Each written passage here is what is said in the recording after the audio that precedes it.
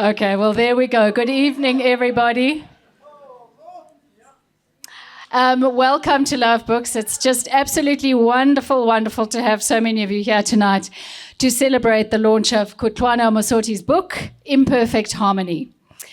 Tonight does feel quite momentous, partly because there's so many of you here, but also because Kutlwano and Masi really feel like family in this neck of the woods. They have been our customers at Love Books pretty much since day one, which for Love Books is just over 16 years ago. And for some reason, I clearly remember Kutlwano coming in for the first time. He was looking for a copy of Tiddler by Julia Donaldson, obviously for Pendo or Kaho. You've just felt like family ever since, Kutlwano. Of course, before they were Love Books customers, they were a morning fixture at the service station over here. The service station is 26 years old this year, so I don't know how long you've been coming here, but it's been a long time. So tonight does feel very personal and very special, and we are honoured to be launching Imperfect Harmony tonight. Thank you. I'm actually not going to say anything about who Kutlwano is and what he does, because that's the subject of this evening's launch, but just to say congratulations, and this is a wonderful moment. Chatting to Kutlwano tonight is Kendal Makgamathe. Kendal is an old friend. He's also an ENC anchor, and he also works at Wits University. Kendal, it's lovely to have you here tonight. Thank you so much. Over to the two of you.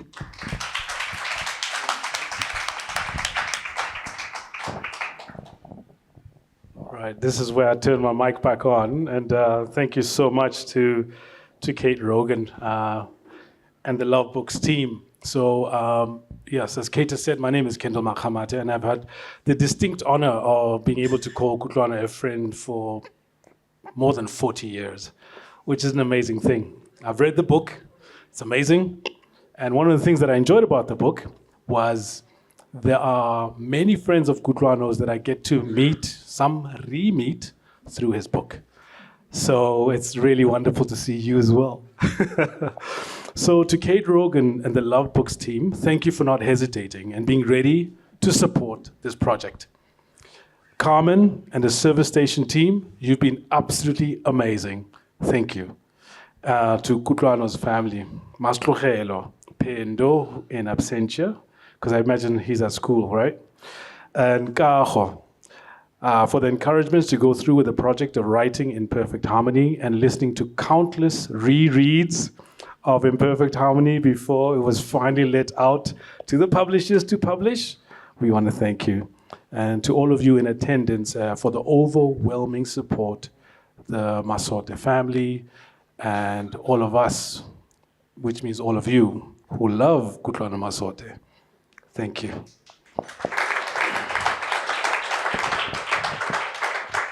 Before I go much further, there are a few more people I need to say thank you to, and that's Me Zanele Mbeki, who's, gosh, there we go. Right. So Me Zanele Mbeki, who's been supportive of Kutlwano in this process, as I furiously go to the part of the book which has got exactly what Kutlwano wrote for you to see. Mezanele Mbeki, thank you for the glowing affirmation and testimonial of Kutlwano and his work. Tabiso Tema, Kutlwano's friend for many years, thank you for your contribution. Mokale Kwapeng, your erudite foreword demonstrates the love you have for Kutlwano and the care you take in all of your work. So this is contained in Kutlwano's acknowledgements at the top of the book.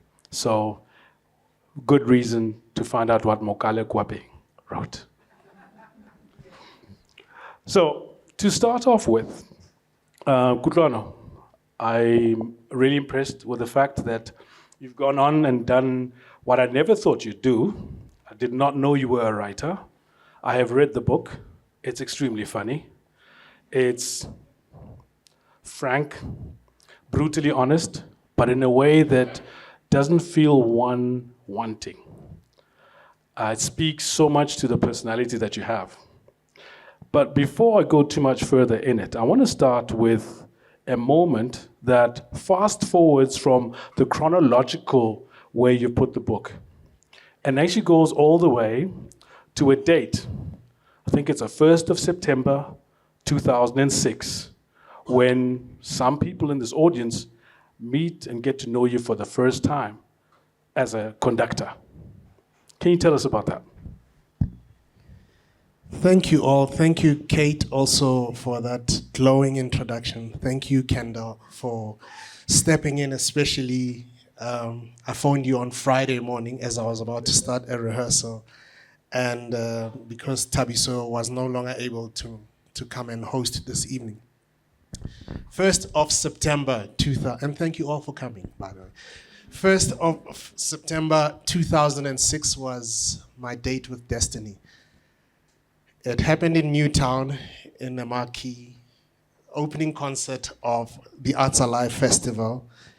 And it was me stepping up for the first time professionally. I mean, I had conducted youth orchestras. I talk about assisting my dad as he was getting older with the Johannesburg Youth Orchestra, with the Soweto Youth Orchestra. You know, every time he couldn't make a rehearsal, I'd get a call on Tuesday afternoon for Tuesday evening. Can you step in? Can you step in? So I knew my way around, running a rehearsal, etc. And of course, having been a musician myself all those years, an orchestral musician. But it was a really special moment. I'll tell you a funny story that's not contained in the book. We'd had a sound check rehearsal in the marquee, doing the music of Todd Machikiza and Ladysmith Black Mambazo in the same concert.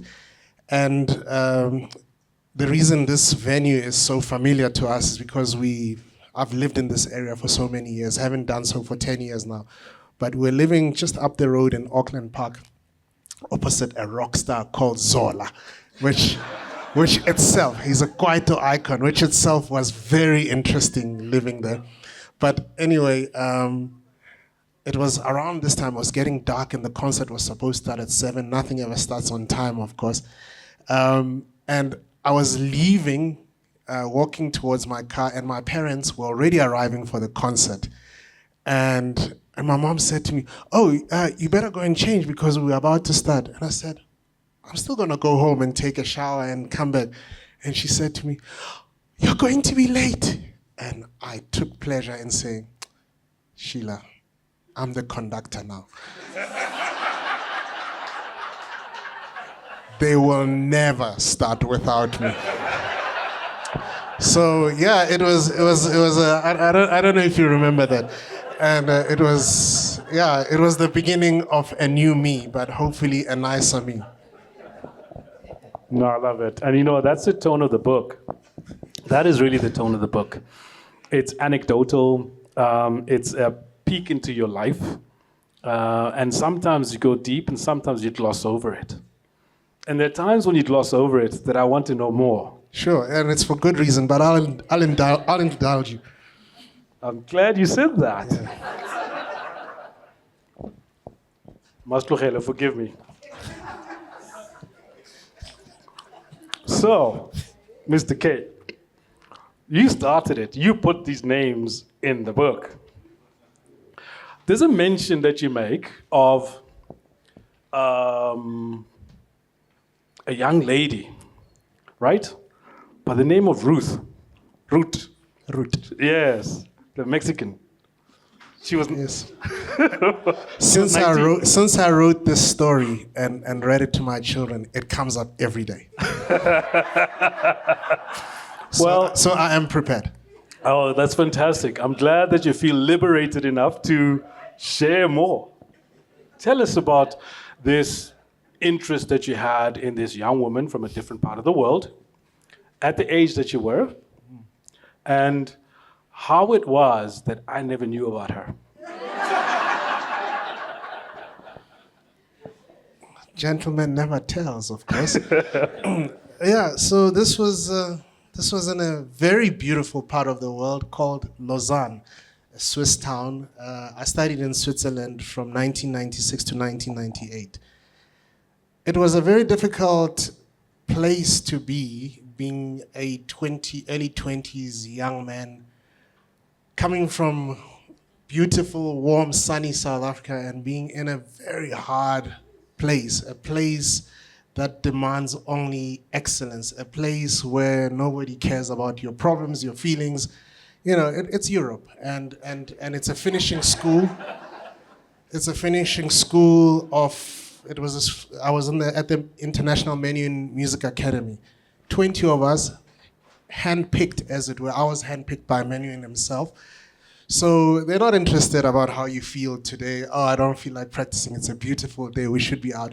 So, and this was one of those days where I had a friend who had since left the academy and was studying in Lausanne. So we were based in Blonay. I went to see him, as we often would get together over a case of 24 beers in one sitting in the sun in a park. I was 24 years old, so yeah. Come on now, don't all pretend that you haven't done it either. And we're sitting in the park. We met this, the story's in the book, but I met this really, really incredible woman. I think the reason I talk about it is I was 24, no romance to speak of. I had flowing dreadlocks. I was still a good-looking guy. And I was starting to doubt myself and like, where is this thing coming? Or when is this thing coming? And so I met this wonderful young woman, and I don't know what you want to know because you should have read everything that I'm willing to talk about. Look, Kutlwano, thanks for indulging us and being willing to walk down that path, at least a bit. Thank you. Yeah, that's all of it. Is that all of it? Okay. Well, get the book and find out for yourselves. This event really is about talking about a boy from Soweto kissed by music and the impact that creates. He's traveled the length and breadth of this world. He's played in the most amazing places. You've had the opportunity, Kutlwano, of blessing your parents with, it's not something I'd call success, but blessing your parents with them seeing you blossom, shine, glow. For that, I dare say there are many of us in this room who have always wished to be able to do that for our own parents, regardless what age we are. And you've done that. Thank you, Kendal. Yeah.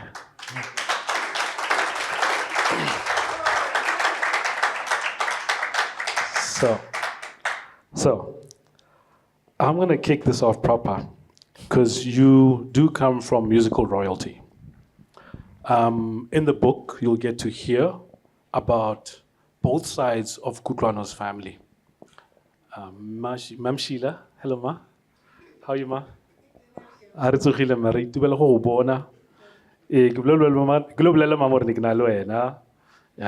take a selfie with you. She won't believe me. But both on your mom's side and your dad's side, there is royalty in music. I recently discovered a band called Batsumi. A friend of mine took me to a vinyl store at the top of Long Street in Cape Town about 3 years ago. It's like, oh yeah, we met on the plane and we started chatting. And he was like, yeah, let's go to this music store. And he pulled out this album. He's like, yeah, check this out. It's a little too expensive, can't buy it, but I listened to it. It's amazing. Batsumi were amazing. And Batsumi are your family. That's amazing. The Nightingales are your family. There's just so much. The Soweto String Quartet are your family. There's so much in your family that's just about music. Many firsts. The choral I studied was started by your grandfather, Ntatemoholo Zef Motope. Wow. So, with that, the stories that you've just been exposed to when you actually do get to read this book are the kind of stories that speak about it's not just a winter of our discontent when during apartheid your family gets a collective call through your dad to move from Soweto to go and live in a dusty, tumbleweed-ridden town called Mabato. It's actually also the summer of our joy. And that's where I got to meet you, friend, when I was 10. So, tell us a little bit about this, because reading it, I remembered wearing that black waistcoat and bow tie, buck teeth, big glasses, playing the violin under your dad's tutelage. Tell us about that. So the only thing that's changed is that your glasses are a little bit smaller. Designers actually put some thought into this. Yeah, beautiful times. Batsumi, wow, what a band. So two of my uncles, the Motupings, John and Lancelot, were members of that band. They were both pianists and guitarists and singers and composers. The Soweto String Quartet, as you say, 3 of the 4 members of the generation that recorded all those albums in the 1990s and the early 2000s were the Kemese brothers, actual brothers and actual cousins of mine. We had the same grandparents on my father's side, and so it goes. Mafikeng, Mabatu, homeland, it's a bit of it's a timestamp when I was trying to describe to somebody what homeland states were, and it's very difficult to describe because, for example, in Mabatu and Mafikeng, which are one town now, Mabatu was built from scratch, by the way, in 1977 when Lucas Mangope took independence. And when we got there in 1984, there were literally, and I describe it, there were literally 12, maybe 20 buildings. A post office, police station, the administration block, certain sprinkling of buildings that are now UNIBA or the University of the Northwest Mafikeng campus, and 2 or 3 casinos. That's it. Or in some schools, that's it. There was nothing else. No, there was only one. It was just Mabatu San. And what a life-changing event in our family.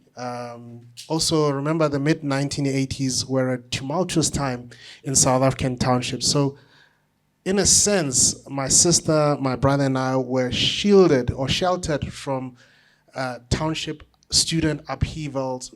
Our schooling was normal. We learned a certain kind of normal. We never saw children or people being necklaced. I've never been in the back of a police van, certainly not then anyway. Which other people my age who I grew up with in Orlando West would have experienced, the smell of tear gas, etc. So I consider it fortuitous that we had this privilege, with the added privilege of uninterrupted schooling, and also my musical awakening, my real musical awakening. I speak a little bit about, my grandmother's choir, singing in a children's choir, and learning to play the piano, the violin, and eventually the cello. But it began properly when I was 11, when we arrived in Mafikeng. And the people I met, yourself, Tabi. So I speak of Mumpati Sluchal. We spoke of him at our last breakfast, Kendal. Kendal and I tried to meet once a month to have a breakfast or a lunch still. And I don't know what's happened to him, but he was a headstrong boy, and he was a positive influence on my life. A little bit older, and this guy read everything there was to read about classical music, and that's not on YouTube. That was in a building called a library. And he would mine all these articles, and we'd go through them. And he introduced me to Yo-Yo Ma. He said, but have you heard of Yo-Yo Ma? I said, Yo-Yo who? And now, of course, legend. And so it was a great time of awakening in this sleepy town where it was literally a rural town, cattle crossing the road, garden snakes. If you grow up in Soweto, you don't see snakes. Okay, can I just say something as well? This is also where I graduated from playing the recorder to going to, was it at Kharona? No, it wasn't at Kharona. The Civic Center. Yeah. The Civic Center in the dungeon at the Civic Center, right next to the Parliament. It was an orchestra pit, right? Kind of. Right. And I managed to get into this orchestra thing that my mom and dad were saying, you've been playing recorder. Actually, it was my mom more than my dad. You've been playing recorder. go play, and I got to meet this guy, and I was so jealous of the fact that you had this music at your fingertips. But more than that, I was fascinated by the rivalry between Neo and Ishmael. Mumpati, Ishmael. Mumpati. Yeah. Let me say something, because they would be playing, and Ndata Masote would say, Ishmael! Ishmael! As he goes off, and it brings him back in, because he was like, between you and him, best violinist. No, to me, as I saw it. And then when he made you the leader of the first violins, I was like, oh, okay, cool, it's settled. It's Nell. Can you tell us about it? Yeah, I say it on my radio programs when something on Bach A minor violin concerto. I say, you know, my sister used to play that piece, and she used to play it very well. You know, so yeah, musical family. But to your question, growing up in Mafikeng, the 4 years we spent there were very special to me, as is evidenced by the fact that I still have many friends. I see Dr. Bukaba is here. He was in the sister project in Garankuwa that the Homeland Authority started. Guys, it was an amazing time. And I think you call it, you know, it was not just a winter of discontent in South Africa.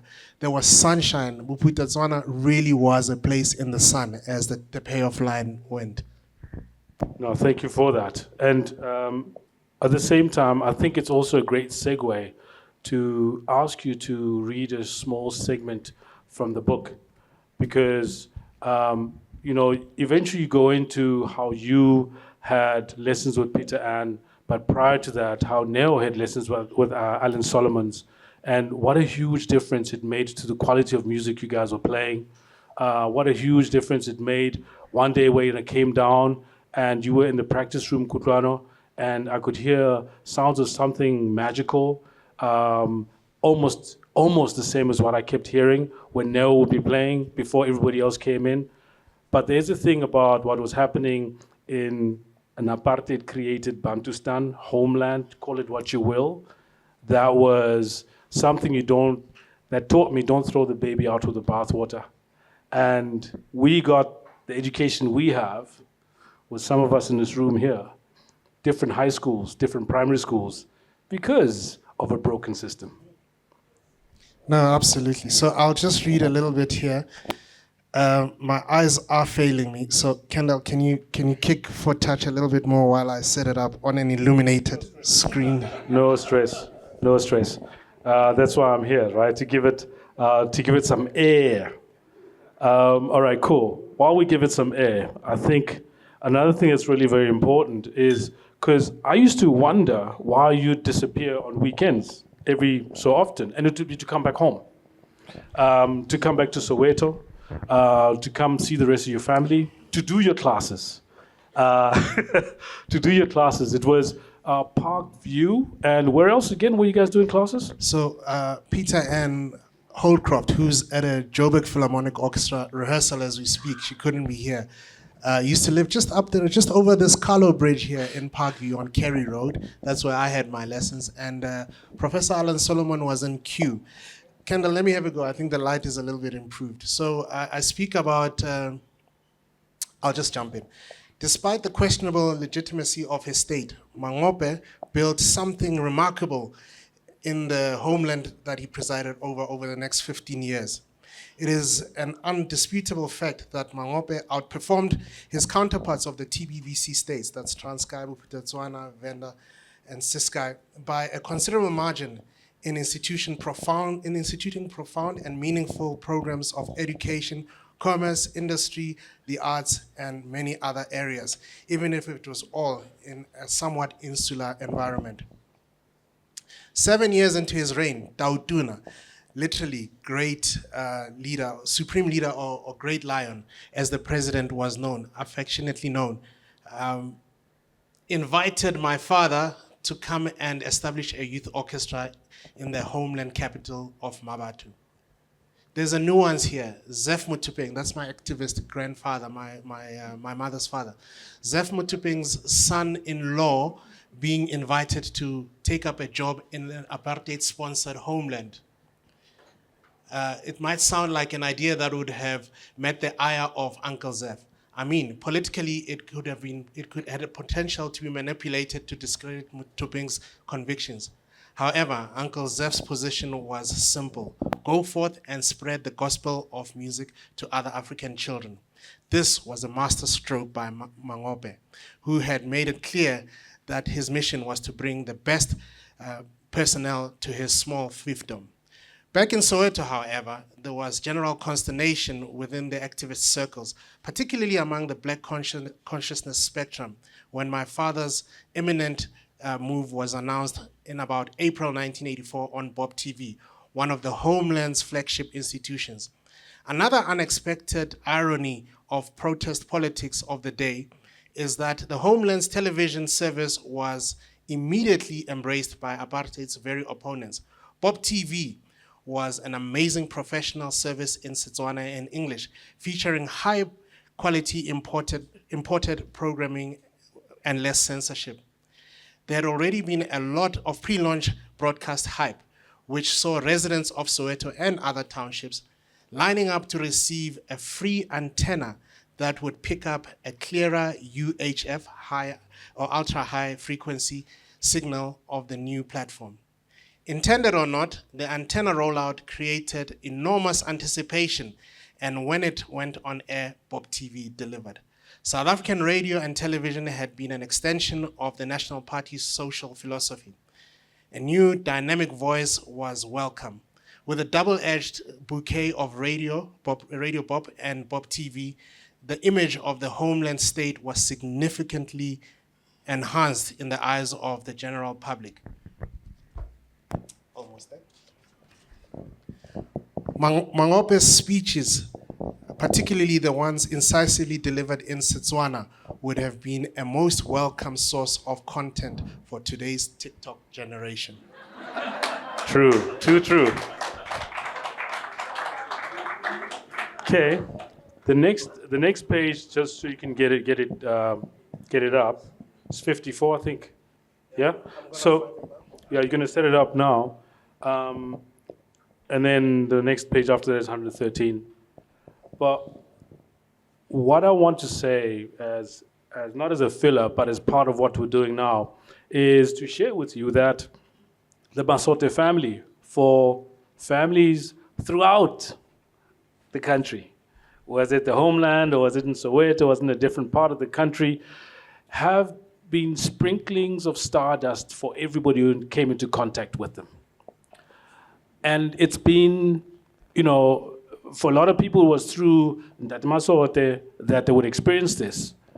But the lucky ones who would experience Meshila, who would experience Neo, Zeph, Skolo, is he here?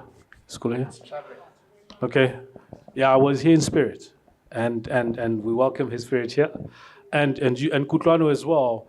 They've experienced the sprinklings of stardust of what it means to allow music to mold and shape a land, a country, because through music, through the art of expressing, writing, imbibing music, you get to live through all of your fears, walk through them, and everything included. So the next one that you've got is, I believe, that poignant moment in South African history. If that's the page you've got, right? Yes. When white South Africans were given the opportunity to make a call. Soon after the beginning of my first semester at university, I got sorry, my eyes are really bad. We're trying to get it. Do you want me to light it up for you? Yes, please. Thank you. I got a taste of the music life that awaited me.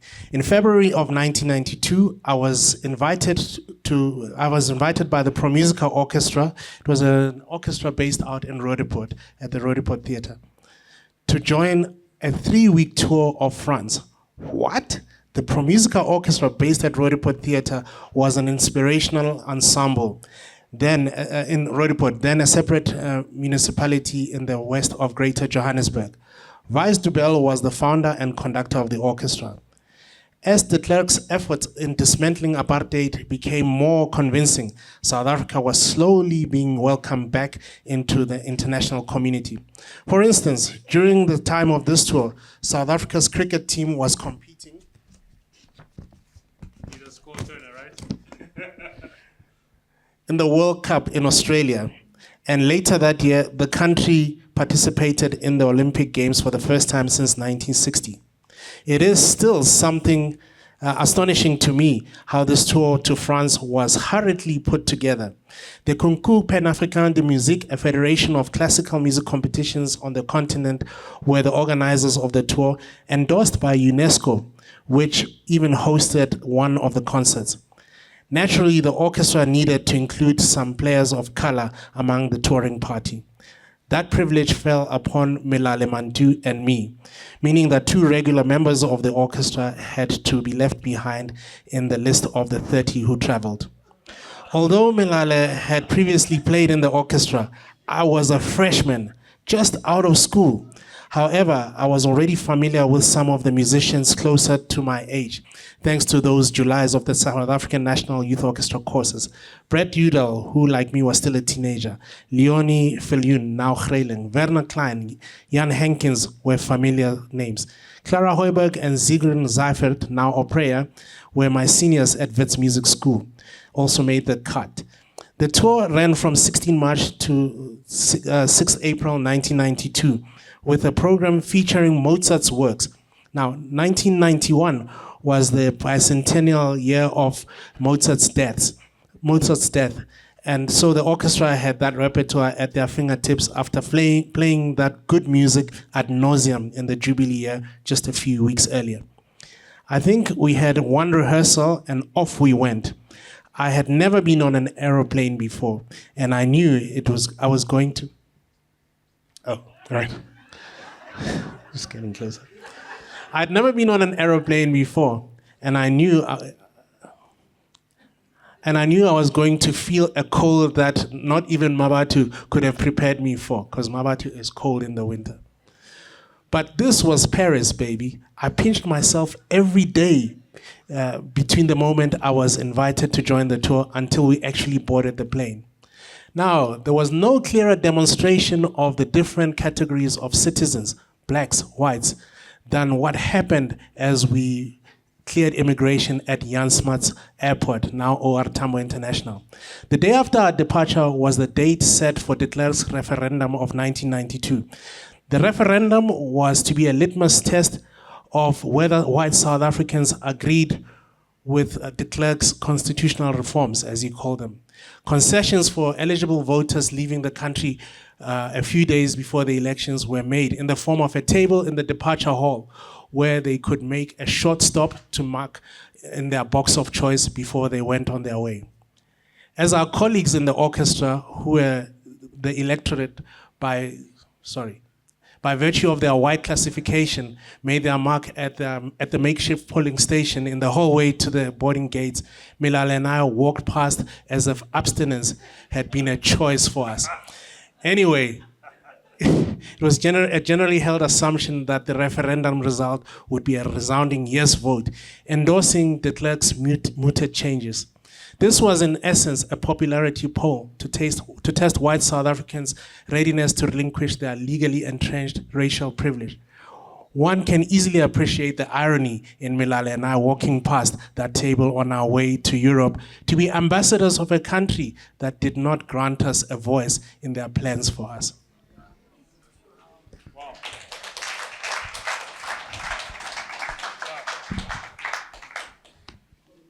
Okay, that is phenomenal. And that's one of the things that stood out for me in this book, that, book's upside down, that in everything that you did and everything that you wrote about, you did not shy away, you did not veer away from the environment in which we all lived in and grew up in.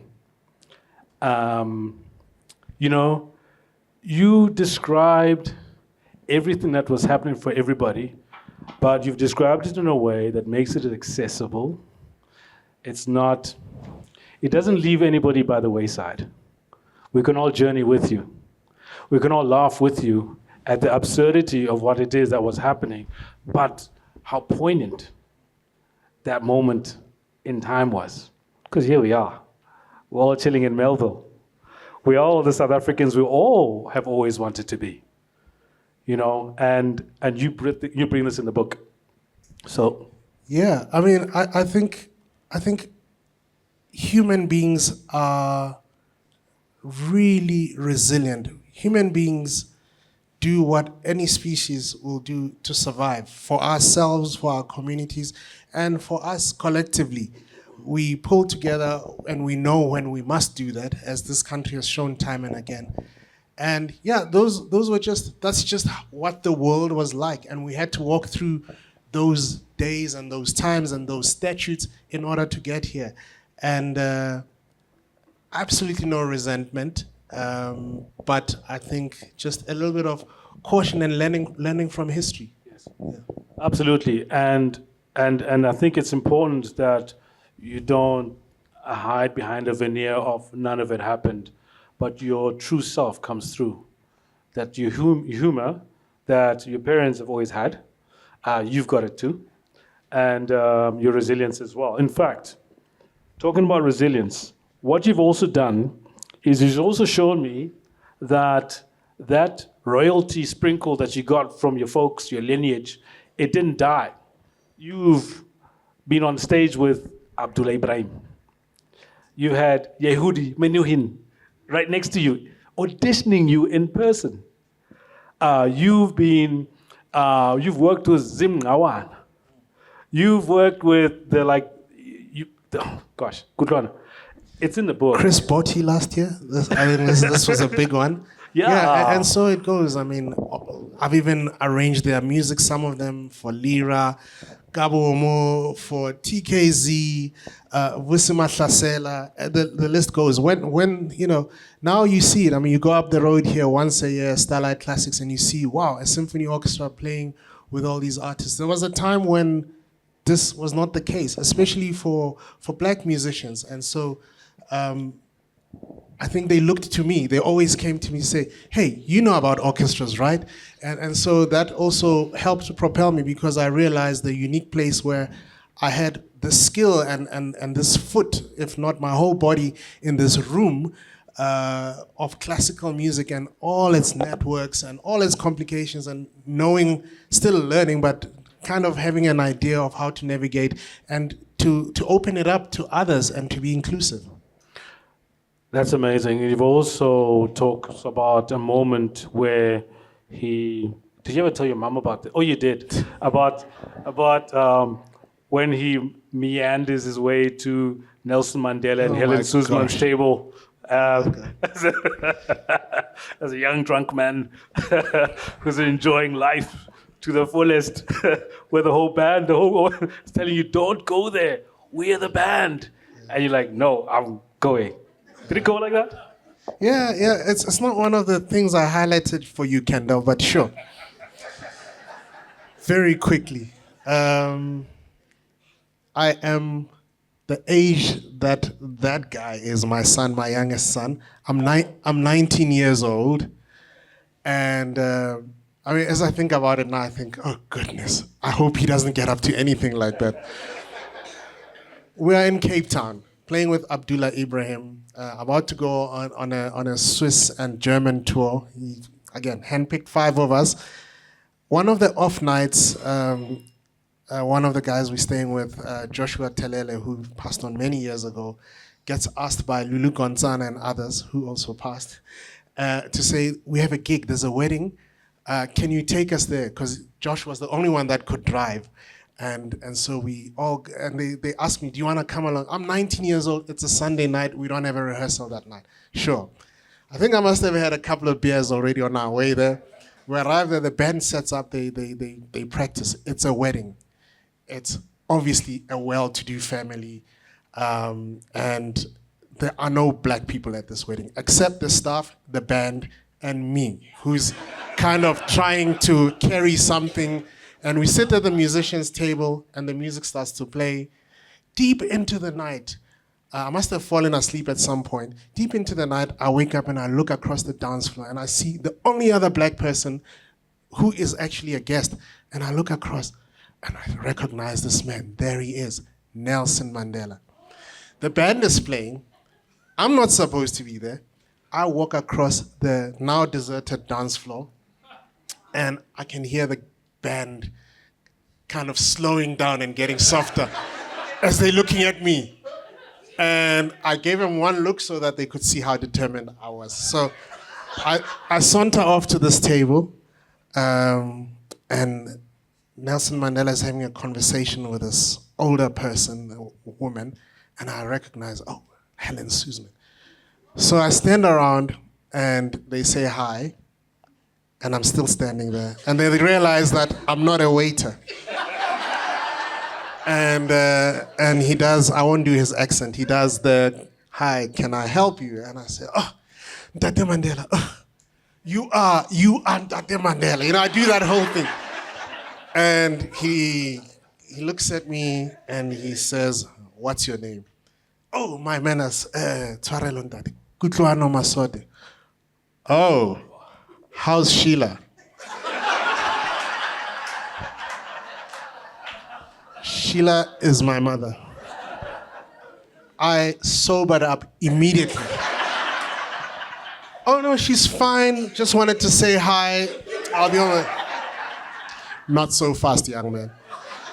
And they detained me there for what seemed like an hour. The whole exchange must have lasted 3 minutes. You know, we have, you know, he tells Miss Suzman about my father and this and that. You know, he was on the island with my grandfather, and they were in the ANC Youth League together. All of that, while I'm standing there, like they're not talking about me, and now the hangover is setting in. I'm, you know, yeah. Anyway, he says to me, please say hello to your grandmother, Bibi, for me when you get back home. I said, of course. And so I get back to the table, and the band finished their set, and everybody literally dumps their instruments down. They run to the table and say, what were you talking to Mandela about all that time? You're going to get us fired. You know. Yeah. And yeah, I mean, of course, the next morning I phoned my mother to, just in case he was going to phone and let them know that, hey man, wanalu, you know. Yeah, and of course relayed the greetings to my grandmother. How I end that little passage, I say, to this day, I have no idea whose wedding that was. Perfect. So Kutlwano, that really does, for me, it speaks to your storytelling ability. Because as funny as it is hearing him say it, you find that in the book and will still be fresh.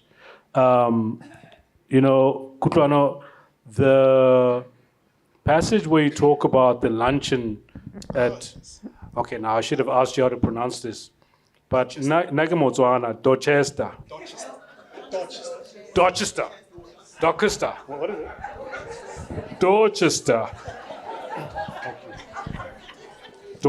The luncheon at Dorchester. Can you share a little bit about that? Yeah. If anything is preceded by then it is the Dorchester. Then you know it is right up there. Okay, I'll get to it. Hey, Alan. Haven't seen you for years. Alan was on that Pro Musica tour, of 1992. So the luncheon at the Dorchester was quite an occasion. It was easily the most VVIP event of the year. This is in London, by the way, with their Royal Highnesses and all manner of excellencies in attendance. There were maybe 200 guests. Security was tight, but not overly so. Our quartet played the national anthems of both countries before the short formalities. Then we did a background set during one of the courses. We were placed in a corner of the banquet room, but we had a good line of sight to the main table. So this is, sorry, I should have just prefaced it with, this is 1996, Mandela's state visit to the UK. I think they wanted the Soweto String Quartet to come and play, but they weren't available. And someone must have said to the planning committee, there's a cellist across the pond there in Switzerland. Maybe he can bring a quartet. So I took 2 Romanians, an English violist by the name of Sarah Sutton, whom we call Sarah Sate, music joke. And I taught them quellas and things. And we went and played in this room where Mandela, the entire South African cabinet, the entire British cabinet were. Okay, so, oh, and there he was, the old man from that anonymous wedding on a wine estate in South Africa some 4 years earlier.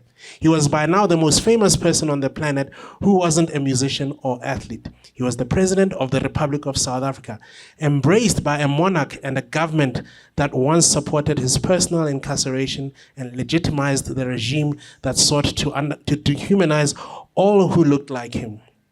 It had been literally one prime minister earlier, Margaret Thatcher, who, legend posits, considered Mandela a terrorist while she held the highest political office of Great Britain. She was also at the function. Mandela's demeanor was devoid of any suggestion of entitlement or any trace of arrogance. This was one of his standout traits. He looked elegant in his Madiba shirt, standing out like a bright island in a sea of gray and black suits. We repeated our 8 or so South African folk songs, interspersed them with some Western classical music string quartet staples, and before long, the main dignitaries retired. It was going to be a long day, which would culminate in a concert at the Royal Albert Hall.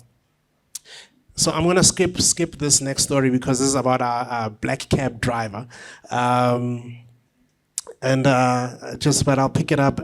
Okay, so we then invited to come and play national anthems at the concert. And my parents, by the way, made the trip because they'd been visiting in Switzerland, and the organizers also decided or agreed to fly them over for this function. I was so happy for my parents. The organizers treated them well. As soon as the anthems were done and applause settled, I think there were a few announcements made over voice over intercom. I will never forget, we had hardly packed up our instruments when the unmistakable voice of Joseph Shabalala started the opening phrase, Emaweni we baba, the opening call and response to the song Homeless to start the concert. It is without a doubt Ladysmith Black Mambazo's best known song, or most recognizable song, written by both Paul Simon and Shabalala, completely a cappella in the Iskatamia tradition. Now, deep in the song, it says, "We are the victors who claimed our victory in England." It is possibly a reference to the famous 1879 victory of the Zulu nation at Isandlwana over the until then invincible British Army. This was a watershed moment that spelled the beginning of the end of the British Empire, on which hitherto the sun never set. The Grammy Award-winning group had the crowd singing along with the monarch of our one-time masters in the house. It was a thing of beauty, if not irony. This moment, this location, the royalty present was like living through the pages of history.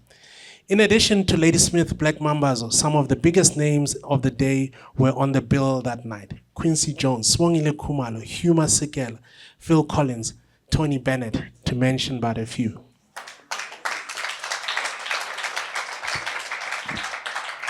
So it is that sort of thing where, you know, I just kind of just sample from events and just put them into context, because that's what history is. I mean, my children will learn about a referendum in a way that they don't even have to remember dates or what it was really, really all about, but how it affected other people, how it impacts. It's like, you know, learning about the horrors of war through Anne Frank, you know, and I think that's what I try to do, to not talk about the events or the hurt or even the jubilation, but just to say, hey man, we won the World Cup, kind of thing, you know? And through that, one understands what these moments and these events mean to a people and mean to our history as a species.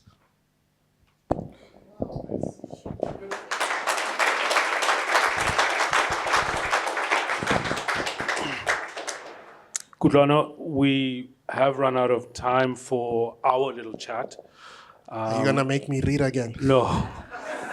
Sorry, my eyes are failing. Yeah, well, some of us have been wearing glasses since we were 9, so we give up.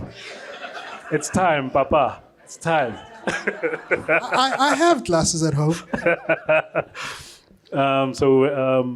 I think it's time that we include our audience a little bit in the conversation, because I'm sure many of you've got questions. There's a lot of music that's in the book. It's not all gossip. It's not all name dropping. It's just the parts that stuck out for me as I sat here chatting to my friend, because the music, it's Kutlwano, you know? It's just maybe the description of what the music tasted, sounded like, and where it happened that you might not know yet. But yeah, please, let's take a few questions if that's okay, Kay? Andile, my boss at SAFM.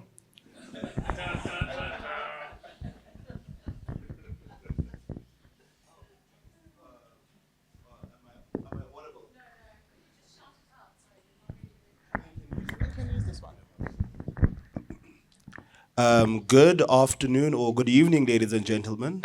As Kutlwano mentioned, I am Andile. I work with Kutlwano at the only national talk radio station in South Africa, where Kutlwano hosts Weekend Sundowner Classics. And my question is linked to, why was it important that you introduce classical music to South Africa in a space where it is not predominantly what we listen to, given our history of kwaito, of pop music, what Bob Brenda sang, and then you bring a different genre which connects worlds which we have never traversed or been in. Why was that important for you to bring that into that space there? And two, in terms of even hearing that you are related to Ntate Zef Matupeng, I am very shocked. The history gets deeper. But what was your consciousness or rebellion in terms of going into the craft of music as opposed to being a soccer player or doing what everybody was doing? What connected or attracted you to the craft? How long have we known each other, Andile? Yeah, no. I think let me answer the first one by saying the following. You know, there's truth. Truth has many layers, and maybe it's a growing circle. So there's what you describe about us is true, but I also want to add that we have been doing choral, symphonic, indigenous, jazz, and some of those more serious, right? Yeah, art forms for as long as we've been urbanized, even before. Think to the missionary schools 200 years ago. The choral tradition from the Eastern Cape through the missionary schools. So while for someone else it might be a far-fetched thing, for me, walking the path I have, it was already carved. You know, you think of where did you first encounter classical music? At home. Where did you first hear a violin? At home. Who gave you a first, how were your parents able to afford music lessons? Well, they were given at home. By who? By my father, my mother, you know. So, and I'm not, yes, I'm a small minority. James Ngobo always speaks about a family in Mlazi where he grew up. And he says, every Sunday, these siblings, the one would pull out a cello, another one a violin, another one sit at the piano after lunch, and they would make music. And we are in the small minority, but it's been there. You know, a lot of teachers became choir masters. So, and the thing about classical music, as you will know, Andile, as the figures show about my show, it's really infectious. You know, it's when you hear it and you just stop being affronted by it. If you just give it a chance, it is so beautiful. And people can't, I mean, the emails that I know you must get about, oh, can we have Weekend Sundowner Classics on a public holiday because you guys don't really have much. Oh, we're a current affairs station, of course, is the answer. And the current affairs usually happen on Sharpeville Day or Human Rights Day, so it's not as simple as that. But the point, Andile, is that I think we've always been participating in this music as Black people, as Black South Africans. And you see it, if you just introduce a little bit more of it to Pretty and to Abel Silautre, just show it a little bit more than you do normally. And then, you get the case study just flourishes. And then the second part was, how did I? Well, I think I answered it. I mean, it was the most natural thing. And by the way, I did run the streets of Soweto. I was part of the BMX craze. We played football. We got up to all sorts of nonsense, like every other boy. Those of you that know me know that I'm no angel, right, Mateo? So I did all of those things. Yeah. Anyone else? Right. Well, if that's it, then. You're going to have to shout. Zuki?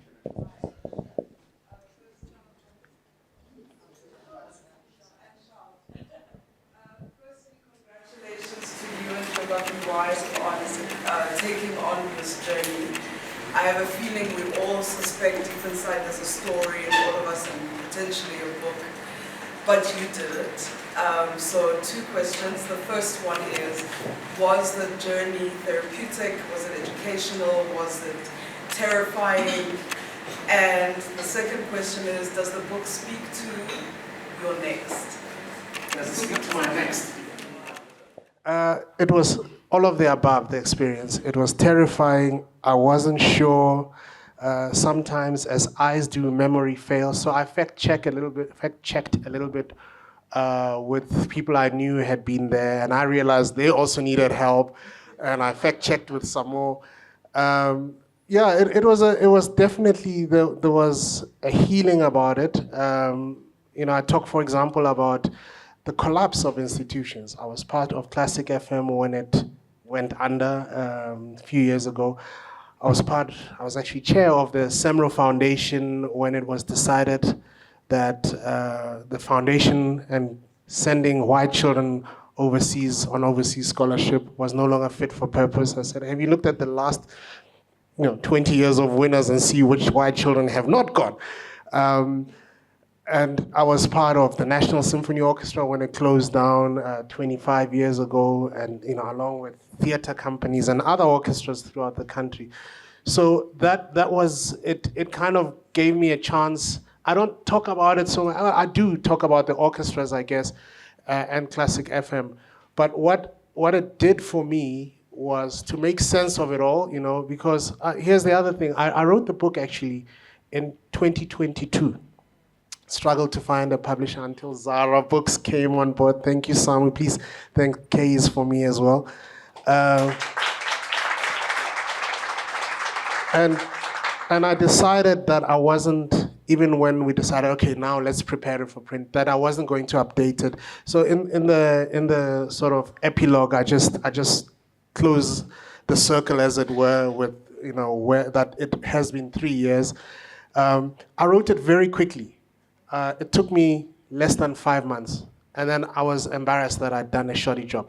I read it twice, and I thought, no, this is wonderful. So I left it, and started looking for a publisher. So it had been waiting to be born, I guess.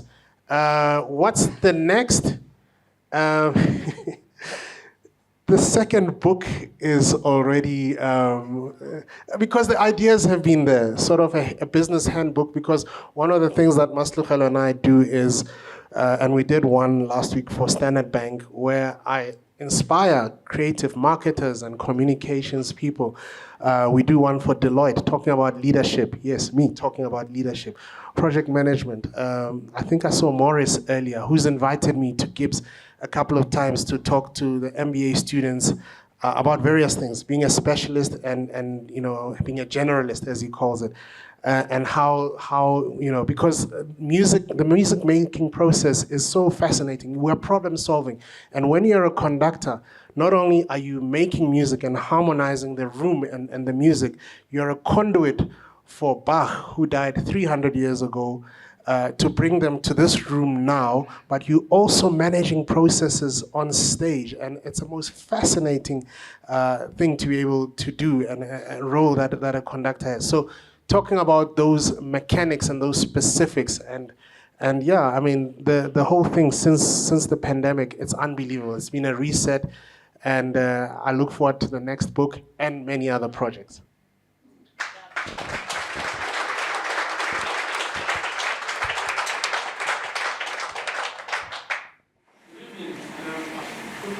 Congratulations, of course, on the book.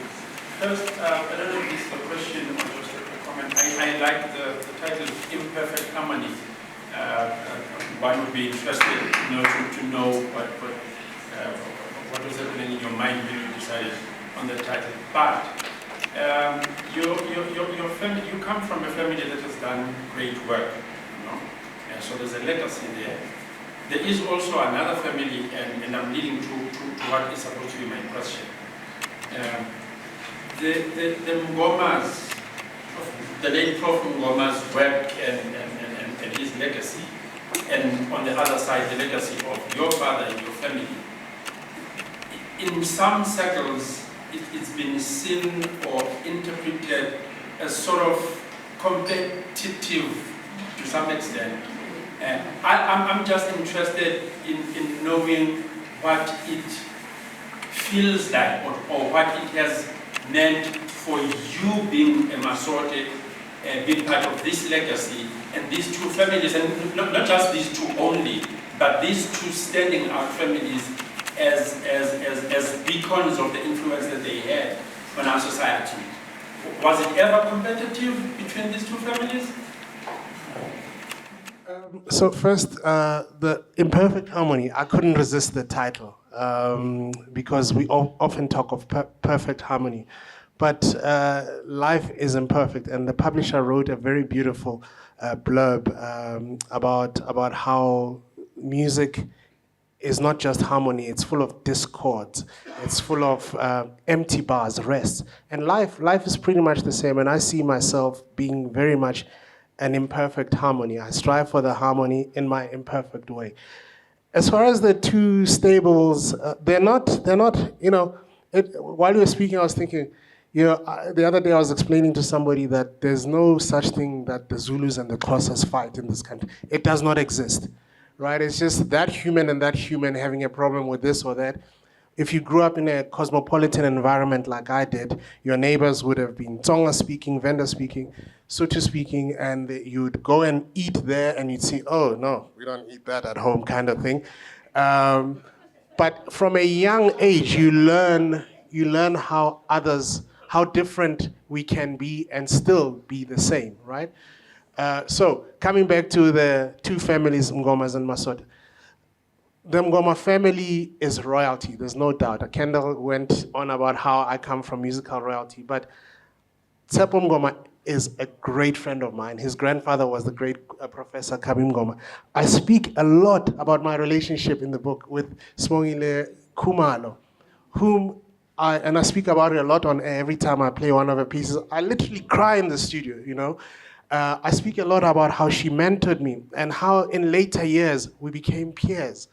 And I remember the last concert we did was at Golden Gate in 2019, and we had a media launch.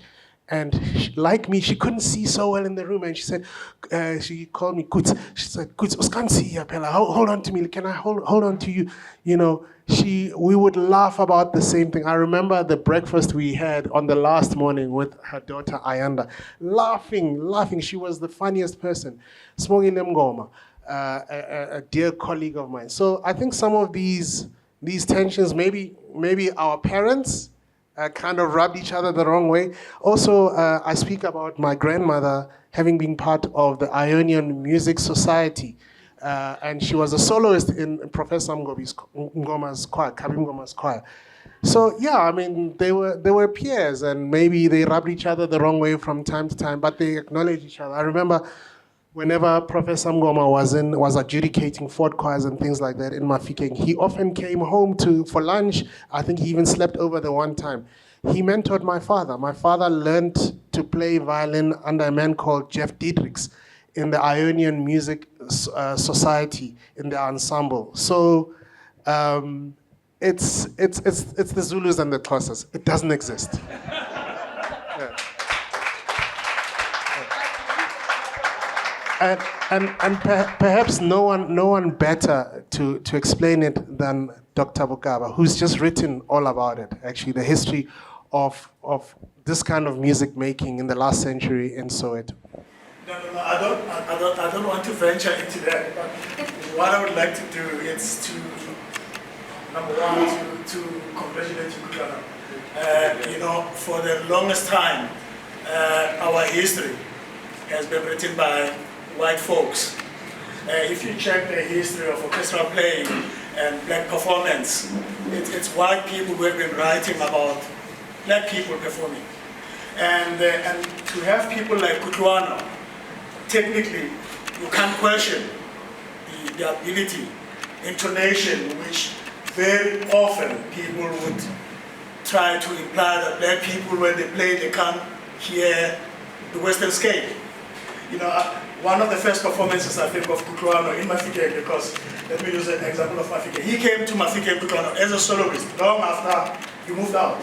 This is the 1990s, yeah. Yes, to play the Haydn cello concerto. And even the racists within the orchestra were silenced. No weight. So we're not talking about, you're looking at excellence at using any standard in the world. And even people... And I remember a funny story talking about your gifts, Kutlwano. And we stumbled one time at the Johannesburg City Hall. Abdul, I think, was playing. When he said we stumbled, I stumbled a lot. It was one of those nights, and Abdullah was performing with the NSO, and he was doing his one of symphonic works with the NSO in the 90s. And arm still in hand, we say we want to greet Abdullah. And they said, no, you can't see the maestro with alcohol in hand. We went backstage. By Tuesday, we were rehearsing with Abdullah for a concert at the Rosebank Hotel. And in an ensemble. So, but in short, what I'm saying is that Kutlwano, you're looking at somebody who is one in, I don't know, a million, 1,000? I like me. He's really one of those people that have set the standard in terms of orchestral playing, in terms of playing the cello, and as a conductor as well. He is a pathfinder. I mean, you can think of any other black conductors. You'll be lucky if you come up with another name.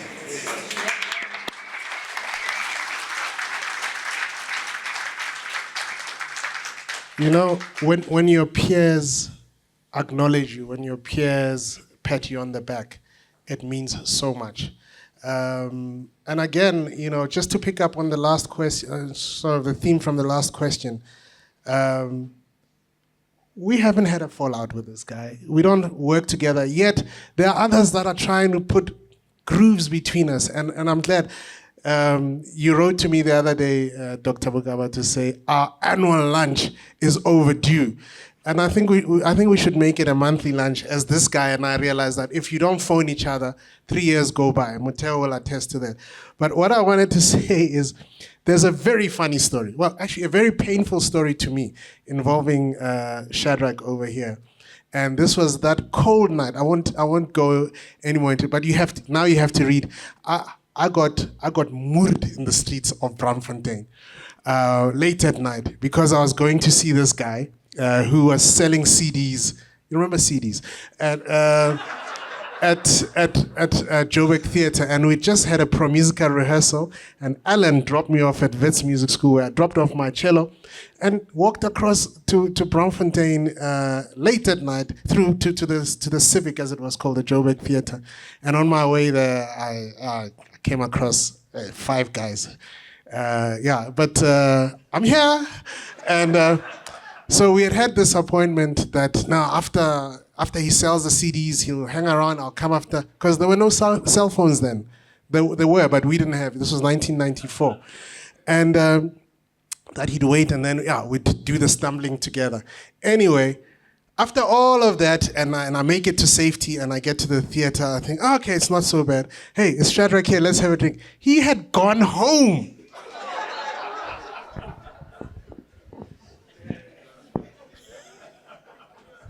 It's in the book, Dr. Makgamathe.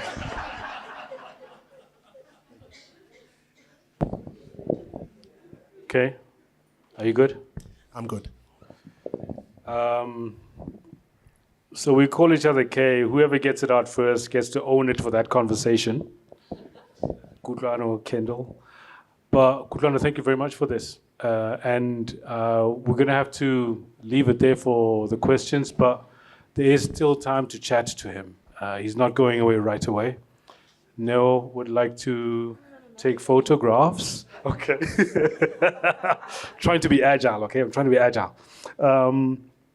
But I want to say, for me, and I think what you will find, is that what you've done through this book is you've given us permission, each and every one of us, you've given us permission to tell our own stories. And by that, I mean, you have affirmed through this Imperfect Harmony that my story, that anybody else's story is valuable.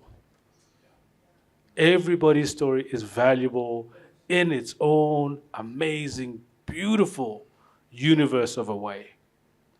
And that is the one thing that I take away from this book, because to anybody who doesn't know you, walking in the street, you're just a guy who happens to be South African, who happens to have grown up in Soweto.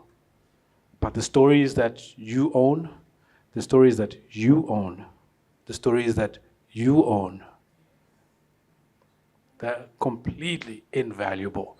And that's what you've affirmed. Thank you, Kutlwano.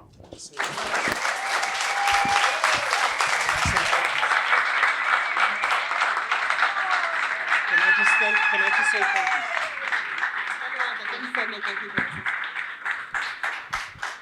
Sorry, I know we're done, but the book is dedicated to my mother and the memory of my father. My mother is here, so thank you very much. Tate Moseneke, thank you for coming. Tate Moseneke is my uncle from Tate Moseneke's father and my father are first cousins, but he once also told me I could call him Malume because he was literally raised by my grandfather on my mother's side on Robben Island. He says, so I consider myself your Malume as well. Yeah. But I want to say thank you to Kate, thank you to Carmen, thank you to Zara Books for picking up my story. Thank you to everyone that's here. I see colleagues that I've worked with, Tamara from the Classic FM days, people that I've done some really amazing things, some magic with. Maseri and Khomotso are here. Thank you, boss. Please tell our seniors up the hill that the work is still happening. Everyone, educators, teachers, people who taught our children, colleagues, and friends, people who have been part of my story, and people that have enriched my life. Thank you all so very much for coming. So thank you, Kate.